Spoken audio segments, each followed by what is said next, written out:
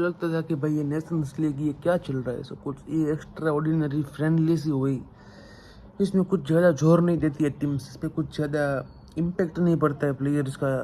Players खेलते हैं खेलने के लिए, अपनी नेशनल टीम को रिप्रेजेंट करने के लिए खेलते हैं, बट कुछ ज़्यादा इम्पेक्ट नहीं होता। बट कल हमने जो मैचेस देखी, सबकी सब मैचेस अनबिलीवेबल थी, वर्ल्ड क्लास लेवल की मैचेस हमने कल देखी। अगर हम बात करते हैं स्पेन वर्सेस नीदरलैंड के बारे में, अगर हम बात करते हैं फ्रांस वर्सेस क्रोएशिया, अगर हम बात करते हैं जर्मनी वर्सेस इटली के बारे में, तो सभी मैचेस एक से बढ़कर एक थी। सभी ही मैचेस बहुत ही अच्छी मैचेस थी। बट मेरे हिसाब से सबसे अच्छी मैच जो थी वो थी स्पेन वर्सेस नीदरलैंड, 3-3 ड्रॉ। और फिर मैच पेनल्टीज में गई। दो मैच कल पेनल्टी में गई। फ्रांस वर्सेस क्रोएशिया भी पेनल्टी में गई थी और स्पेन वर्सेस नीदरलैंड भी पेनल्टी में गई थी।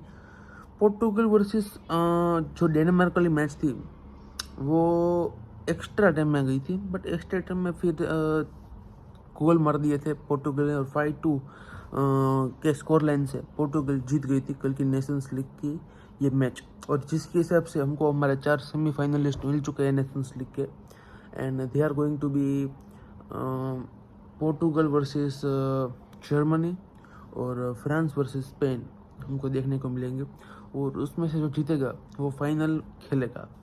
Then it is going to be very interesting scenario, interesting match as well, कि भाई कौन आगे बढ़ेगा। बट अगर हम कल की मैच के बारे में बात करें तो पहले मैं बात करना चाहूँगा स्पेन वर्सेस नीदरलैंड के बारे में। मस्टाया में ये मैच खेली गई थी वेलेंसिया में, एंड स्पेन के होम पे ये मैच थी। बट जिस तरह से कल नीदरलैंड ने खेला ना अगेंस्ट स्पेन, क्योंकि स्पेन एक यूरोपियन चैम्पियन है तो उनको रिस्पेक्ट देना तो बनता है, बट जिस तरह से फाइट दी नीदरलैंड्स ने, अनदर लेवल, गुड परफॉर्मेंस बने नीदरलैंड। रोनाल्ड कुमन की ये टीम बहुत ही अच्छी खेली कल, बहुत बार पकड़ी गई। एक पेनल्टी से गोल आया, एक ओयारज़ाबाल का हेडर आया जो कि लमीन यमाल का थ्रू पास निको विलियम्स का था, और निको विलियम्स ने अपना पास दिया ओयारज़ाबाल को। बहुत ही अच्छा गोल था सेकंड गोल। और तीसरा गोल जो स्पेन ने मारा वो था lamin Yamal master class performance, a goal by the generational talent, upcoming future star, superstar. तो तीसरा गोल तो एक अनबिलीवेबल कर्विंग गोल हमने लमीन यमाल का देखा। बट जो 3 गोल नीदरलैंड की तरफ से आए, first goal was obviously penalty by Memphis Depay, second goal भी बहुत ही अच्छा था। कह सकते हैं कि थर्ड गोल भी सावी सिमोन्स की पेनल्टी थी। तो it was ups and downs going on in all the matches, कि भाई आप पूरे मैच में आपने कहाँ गलती की है, आपके सामने वाले ने कहाँ गलती की, ओपोनेंट ने कहाँ गलती की है। तो it is something difficult but it is something to enjoy. तो कल हमने आखिरी तक मैच देखी। ऐसे बार्सिलोना फैंस, स्पेन में बहुत सारे बार्सिलोना के प्लेयर्स खेलते हैं, तो मैं नहीं चाहता था कि भाई 90 मिनट्स के ऊपर आधा घंटा और खेले, क्योंकि फिर हमारी 27 को ओसासुना की मैच भी है जो इम्पैक्ट कर सकती है इन प्लेयर्स को। लमीन यमाल पूरा 120 मिनट खेला है, जूल्स कुंडे पूरा 120 मिनट खेला है, मतलब कि लेफ्ट राइट विंग में जो दोनों प्लेयर्स हैं हमारे, वो 120 मिनट खेलकर आ रहे हैं, जो कि एक बहुत ही एक फैक्ट है, स्केरी फैक्ट, कि भाई वो फ्लैंक जो कि बहुत ही इम्पोर्टेंट फ्लैंक है हमारे लिए, इम्पैक्ट करेगी। Then it is going to be a very, कह सकते हैं कि interesting match. Spain versus Netherlands, Spain जीत जाती है पेनल्टीज में। लास्ट में पेनल्टी पेड्री ने मारी, जो कि एक बहुत ही काम पेनल्टी थी, बहुत ही फिनोमिनल पेनल्टी थी, टॉप कॉर्नर में बैंग मार दी। अब बात करते हैं फ्रांस वर्सेस क्रोएशिया के बारे में। फ्रांस वर्सेस क्रोएशिया में क्रोएशिया बैठ गई थी, सेट बैक कर दिया था उन्होंने, लो ब्लॉक में बैठ गई थी टीम। इसलिए मुझे क्रोएशिया का मैनेजर अच्छा नहीं लगता है, कि भाई आपके पास 2 गोल की लीड है। उनको लगा कि भाई हम ये 2 गोल की लीड को थ्रू आउट कर लेंगे, हम जीत जाएंगे मैच, काउंटर अटैक के ऊपर खेलेंगे।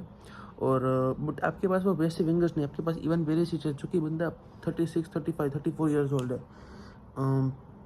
ओल्ड विंगर्स आपके पास मिडफील्ड में मॉड्रिच जैसे प्लेयर जो कि इम्पैक्ट लाते हैं, but they are too old now to be very fast enough, to be very compact.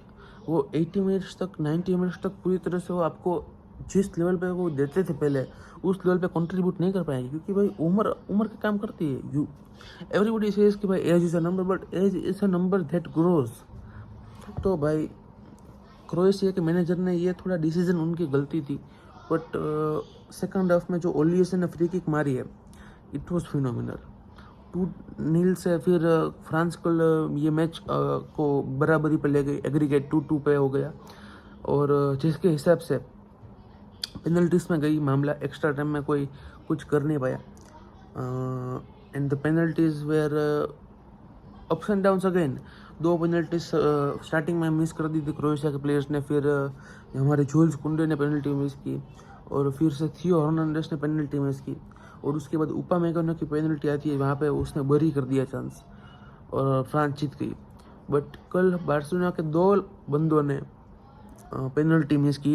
एक लामिन यामाल जो उसकी सीनियर करियर की पहली पेनल्टी थी, जो उसने मिस कर दिया। ऑल तो भाई सीखना पड़ता है, हर मैच में आप हर चीज़ सही नहीं कर सकते हो, कुछ चीज़ आप गलत भी कर देते हो, और वो करनी जरूरी भी है, क्योंकि तब भी तो आप सीख पाओगे कि भाई इस जगह पे मुझे इम्प्रूव लाना है, इम्प्रूवमेंट लानी है। तो भाई penalties are area that can be change by Lamine Yamal. उसको पेनल्टीज अच्छी लेनी पड़ेगी, क्योंकि 5 साल बाद 6 साल बाद बार्सिलोना में पेनल्टी लेने के लिए मुझे लगता है कि लामिन यामाल से बेहतर ऑप्शन हमारे पास नहीं होगा। तो Lamine Yamal has to improve his penalty. और जूल्स कुंडे तो भाई पेनल्टी भक्का बार मारता है, बहुत ज़ोर से मारता है, बट पेनल्टी उसने उड़ा दी ऊपर से, गोल पोस्ट के ऊपर से, तो ओके।